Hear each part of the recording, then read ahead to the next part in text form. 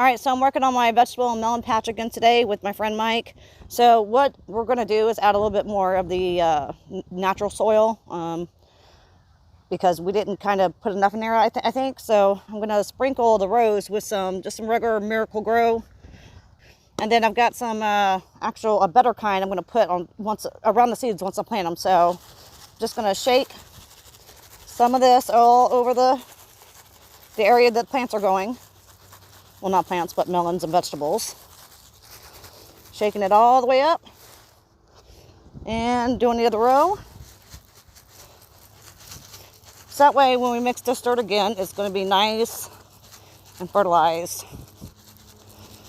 So, there you go.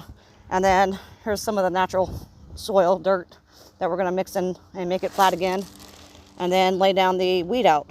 I'll keep you posted.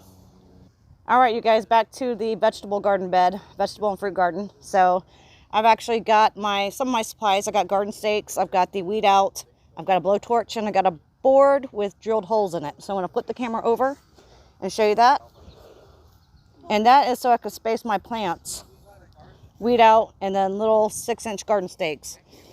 If you look here also, just an FYI, on those 2 rows, I actually did some more compost. I did some vegetables from my fridge that were starting to go bad, and added in some coffee grounds I've saved over the last few days, and mixed that into the soil as well. So here in a few minutes we'll start the weed out and get the holes in, and I'll give you another update. Thanks. Okay, so we're doing the weed out now, and what we did is the weed out is actually 6 foot across. So we're overlapping it between each row, so that way we're not having to use twice as many garden stakes. So I'm going to flip it around to give you a look. And right now we just got some stakes in there, but we're going to probably put stakes every foot along the perimeter and between each row. So just to give you an idea. Okay, so we've got the weed out down, and now we are punching holes into the ground for the seeds. So we actually drilled some holes in a board, like a 2x6, I believe. And then I'm using a blowtorch to punch out the holes because with the weed out fabric, it lasts longer if you're not actually cutting it. When you burn it, it kind of, melts the ends, so it lasts longer. But I'll show you. There is the board with the holes. The whole area is got the weed out on. And this whole area, the first row, already has all the holes punched out. So I'll give you another update soon. So what we're doing is we're planting 4 seeds in each, and we'll trim them down later if all 4 sprout. So the goal is for at least 2 of them to sprout. So I'm going to flip the camera and show you what we're doing. So in the little pods, you only want to go about a ½ inch deep. So we just stick our finger in. We make little divots about a ½ inch.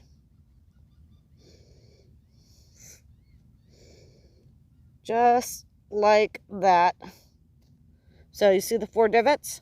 So we'll do that to every single hole in here, and hopefully we'll get at least 2 out of 4 that we plant, and we can cut them back later if we have more. And then once we plant the seeds, we get them all in, we are going to water them. All right, we are finally finishing up. We are watering everything we planted, and I want to have you take a look. So every plant is labeled. So, like I said, we have 4 different types of watermelons, 4 different types of cantaloupes. We have squash, we have tomatoes, we have okra, we have carrots, and probably something else. So, we are just about finished, and I will keep you updated on how they grow.